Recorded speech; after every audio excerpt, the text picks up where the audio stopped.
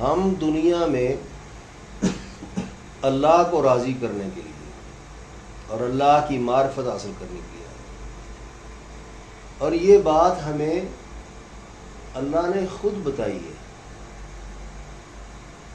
انبیاء کو بھیج کے، ورنہ تو کسی کو پتہ ہی نہیں تھا اللہ کون ہے اور ہمیں کس نے پیدا کیا ہے، کون جانتا تھا، کسی کو خبر تک نہیں تھی۔ یہ انبیاء کو بھیج کر اللہ نے انسانوں کو بتایا ہے، اور انبیاء آپ جانتے ہیں ماشاءاللہ پڑھے لکھے ہیں، کتنے انبیاء آئے ہیں دنیا میں، کم و بیش 1,24,000 انبیاء آئے ہیں۔ وہ سلسلہ شروع ہوا ہے آدم علیہ السلام سے، پہلے ہی انسان تھے اور پہلے ہی نبی تھے وہ، وہاں سے یہ سلسلہ شروع ہوتا ہے، اور حضور اکرم صلی اللہ علیہ وآلہ وسلم تک یہ انبیاء کی بعثت کا سلسلہ مکمل ہوتا ہے۔ انبیاء پر کتابیں بھی نازل ہوتی تھیں، وہ بھی ہدایت کے لیے، انسانوں کی ہدایت کے لیے، آخر میں یہ قرآن پاک آیا۔ تو انبیاء کچھ تو اپنی زبانی رہنمائی کرتے تھے، اپنے عمل سے رہنمائی کرتے تھے، اور کچھ اللہ کے کلام اور کتابوں سے بھی رہنمائی کرتے تھے۔ تو اس کے پیچھے اللہ تھا، اللہ اپنے نبیوں سے براہ راست بات بھی کرتا تھا، وحی بھی بھیجتا تھا، اور فرشتوں کو بھیج کے پیغام بھی دیتا تھا اللہ، ٹھیک، حسب ضرورت۔ اور انبیاء اللہ سے ہدایات لے کر آگے لوگوں کو بتاتے تھے،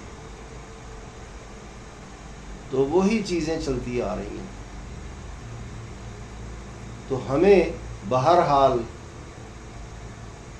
یہ سامنے رکھنی چاہیے بات کہ اللہ تعالیٰ اس کا بڑا اہتمام چاہتے ہیں، یا اللہ تعالیٰ نے اس کے لیے بڑا اہتمام کیا ہے کہ لوگ اللہ کی معرفت حاصل کر لیں اور دنیا میں اللہ کو راضی کر لیں، تاکہ یہ جنت میں جا سکیں، کیونکہ اللہ کی رضا پر انعام جو ملے گا وہ جنت ہوگا، اور اللہ کی ناراضگی پر سزا جو ملے گی وہ جہنم ہوگی۔ اور یہ جو اللہ کی رضا اور ناراضگی والا معاملہ ہے، اس میں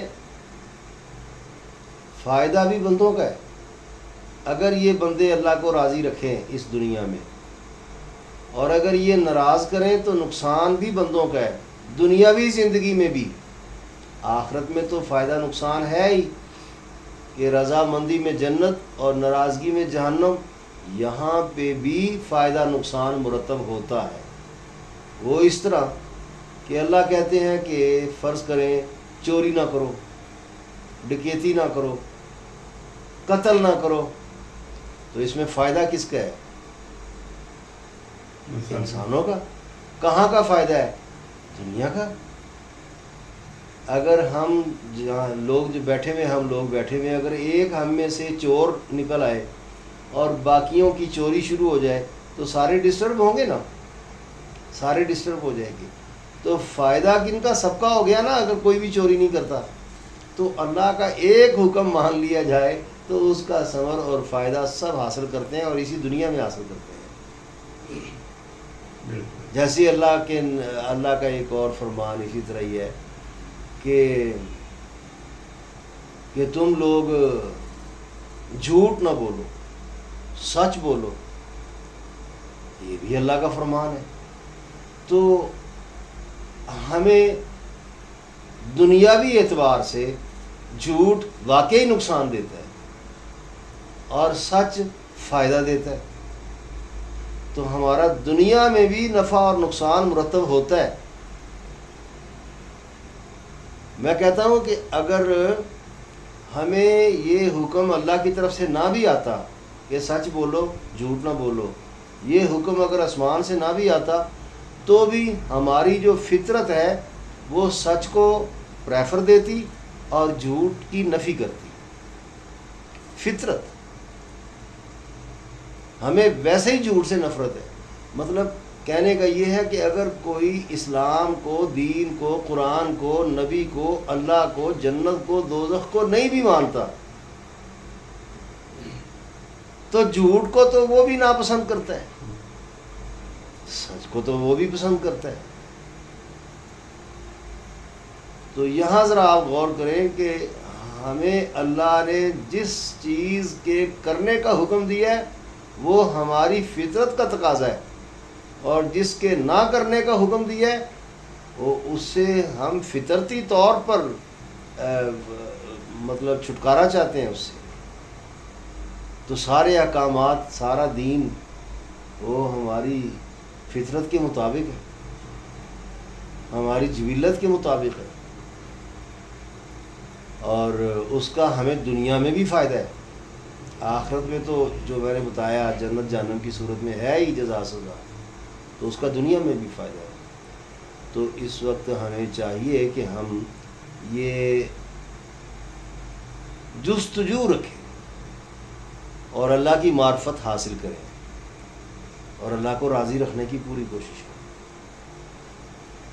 معرفت میں بڑی کمی واقع ہو رہی ہے. انسان صحیح طریقے سے اللہ کو سمجھ نہیں رہا، صحیح طریقے سے نہیں سمجھ رہا. اور یہ بات یہ شکایت اللہ کو بھی ہے. قرآن پاک میں اللہ فرماتے ہیں وما قدر اللہ حق قدری، انہوں نے اللہ کی قدر کی ہی نہیں جو حق تھا اس کی قدر کرنے کا، نہیں کی قدر. یہ معرفت میں کمی ہے، اللہ کو پہچاننے میں کمی ہے، اللہ کو سمجھنے میں کمی ہے. اسی لیے پھر ہمیں اللہ سے محبت نہیں ہوتی، اسی لیے پھر ہمیں اللہ پر بھروسہ نہیں ہوتا، اسی لیے پھر ہمیں اللہ کا خوف دامنگیر نہیں ہوتا، اسی لیے پھر ہمیں اللہ کی رضا اور خوشنودی یہ ہماری ترجیح نہیں بنتی. اسی لیے پھر اللہ تعالیٰ کے لیے، اللہ کی رضا کے لیے ہم کوئی قربانی نہیں دے پاتے، مال نہیں دے پاتے، وقت نہیں دے پاتے. جہاں جان کا خطرہ ہو وہاں سے بھی اپنی جان کو بھی اللہ سے، اللہ کی محبت سے زیادہ عزیز سمجھنا شروع ہو جاتے ہیں. یہ پہچان میں کمی ہے، اللہ کی معرفت میں کمی ہے. ابھی تک ہمیں اللہ کو اس کی شان کے مطابق ماننا ہے. جی بھائی شاید جو اس کی شان ہے اس کے مطابق ماننا ہے.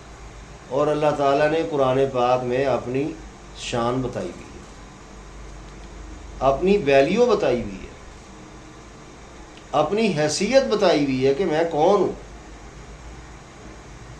اور انبیاء کرام کے طرز زندگی سے اس میں رہنمائی ملتی ہے، کیونکہ انبیاء سے زیادہ اللہ کو کون سمجھ سکتا ہے، کون جان سکتا ہے انبیاء کے علاوہ.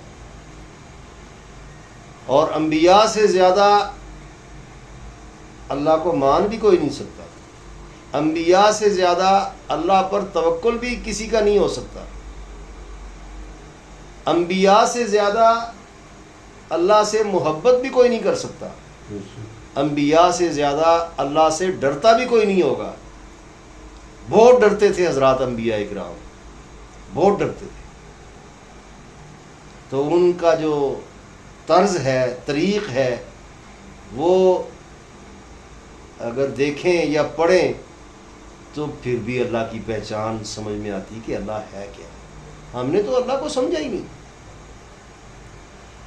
تو بس میری یہی گزارش ہے کہ ہم اللہ کو سمجھنے کی کوشش کریں پوری طرح. اللہ تعالیٰ ہم سب کو اس میں ہماری مدد فرما دے اور ہمیں اللہ تعالیٰ اپنے قریب ہونے کی توفیق عطا فرمائے. ٹھیک.